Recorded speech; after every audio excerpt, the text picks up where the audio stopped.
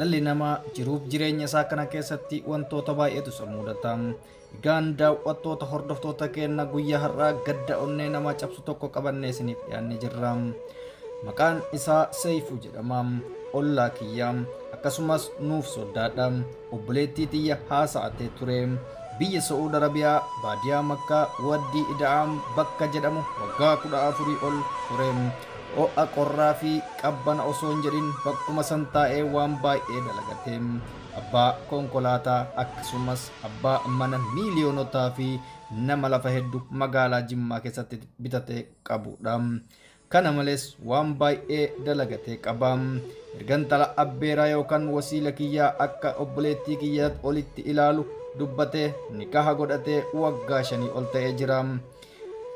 Biyya galuu waan murteeffateef yeroo hedduu gara Bispaaseen galuuf yaalee carraa dhabee yoo of qaqqabsiise mana hidhaan tura jechuudhaan biyya galuuf karaa baharatti qajeele. Maatiin isaa qophiidhaan eegaa jiru. Maatiiwwan kiyyas qophiidhaan eeguu eegalanii. Haati isaa waggaa hedduu mucaa isii osoo hin argin turte dhufaatii isaa gammachuun eegaa turte. Tokkoffaa ilmoo isii ijaan arguudhaaf, lammaffaa gaa'ila ilmoo isii waan barbaadduuf. Garuu dubbiin faallaa ta'e. Argee gammachuudhaan gaddatti jijjiirame. Gammachuun gaddatti jijjiirame kun haadha hedduu hadheesse. Haadha waggaa hedduu osoo hin argin ture.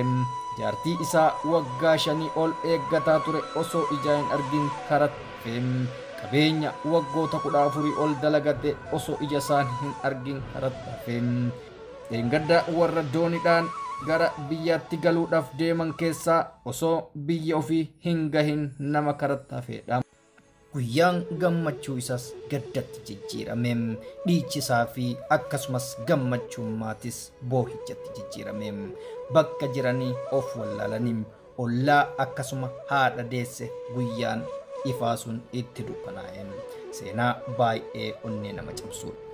Rabbiin maatii fi firoottan isaa jajjabina haa kennuu fi ilmaan Oromoo jireenya baqaa keessa jiranis Rabbiin balaa akkasiitirraa isaan haa eegu jenna. Egaan daawwattoota hordoftoota keenya viidiyoo gabaabaa taatee kanarraa kan dubbannu ta'a. Hamma xumura qophii keenyatti waliin turaan affeerraa keenya. Egaan akkuma dhageessan gadda hedduu onnee nama cabsuudha. Barreeffama kana kan barreesse nama Abdoo Abaadir jedhamu nama soddaa isaa ture irraa kan dubbisneedha.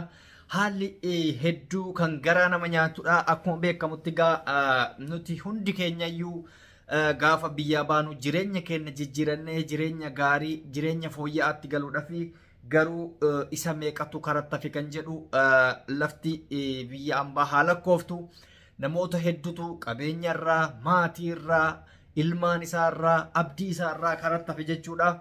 Haa ta'uti kanumaan wal qabatee taate guyyaa dheengaddaa doonii irraa uummanni keenya dhumate irratti wanti amma dhageenya hedduu onnee nama cabsaa.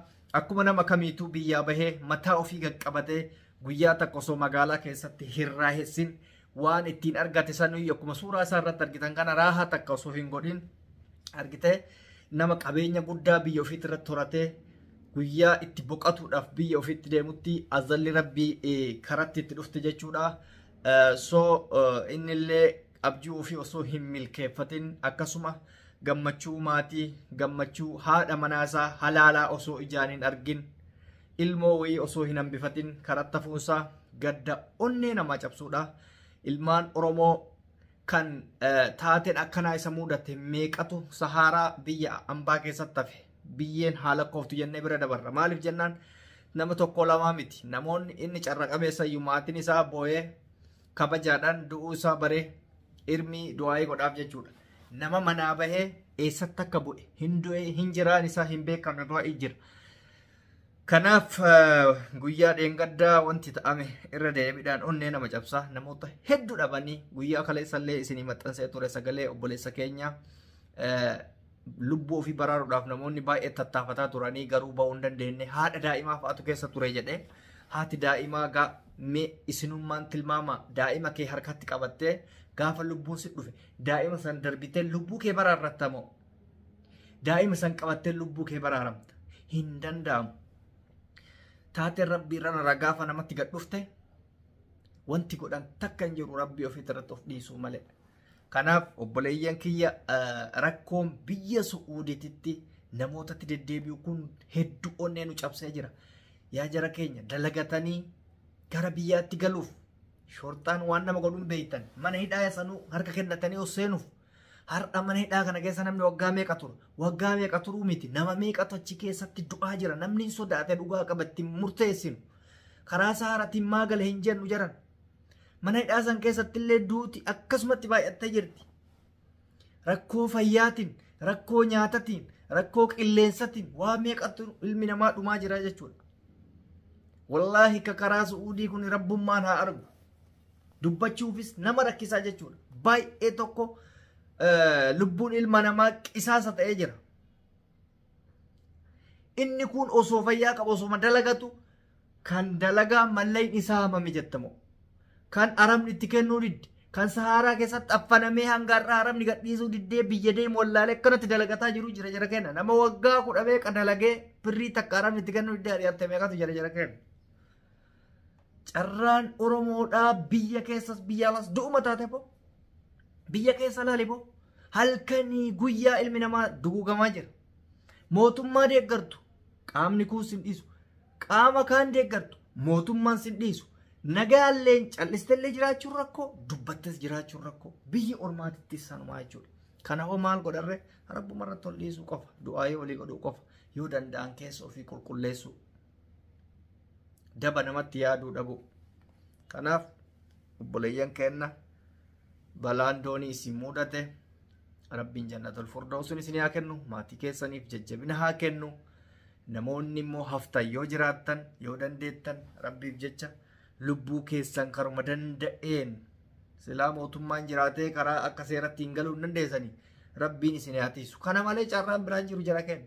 Callisaa ta'a dalagadhaa itti shortaan guyyaa tokko dhufee waan itti dalagattee osoo fudhanne irraa hafaafsi godha. Barrakkoodha. Biyyatti galuudhaaf mootummaan biyyatti sin galchu. Mucaan amma lubbuun isaa darbee waa'ee isaa dubbanne kuni biyya galuudhaaf karaa isbaasetiin imbaasii gizee meeqa deebi'ee jira jedhame.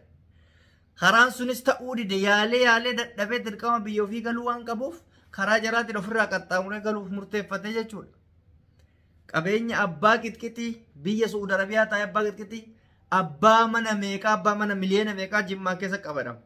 Lafaa fi dalagaa adda addaa baay'ee qaba jedhama. Kanatti galee boqachuudhaaf maatii ofii wajjin ofirraa gaafa karaa isa baasuun deeme rabbiin karatti hambisee jechuudha. Duuba namni mee akkam godhaadha. Nama dhibaa. Wallaahi rabbiin nama hunda bira haa dhaabbatu. Karaan biyya Arabaatuun ilmaan Oromoo lafarraa duguu deefixxee jirti. Hanguma danda'ameen gaa sagalee waliif ta'uudha carraan nuti qabnu hanga lubbuun nu keessa jirtu kun dhukkubsatee kun maal ta'e du'aa jira. Obboleeyyan keenna hunda keessan rabbiif jecha isin jaallanna mee taatee kana booda ta'amus kan waliin arginu ta'a waan dhageenya fi waan dandeenyu sagalee isiniif taana isin biraan geenya isinis immoo dandeessan akka namoota biraatiif barnoota ta'u namoota biraatiif daddabarsaadha viidiyoo kana. Adaraa keessan isiniin jedha galatooma ulfaadha yeroo gaarii qabaadha rabbiin isin biraa jiraatu turtii gaarii qaba.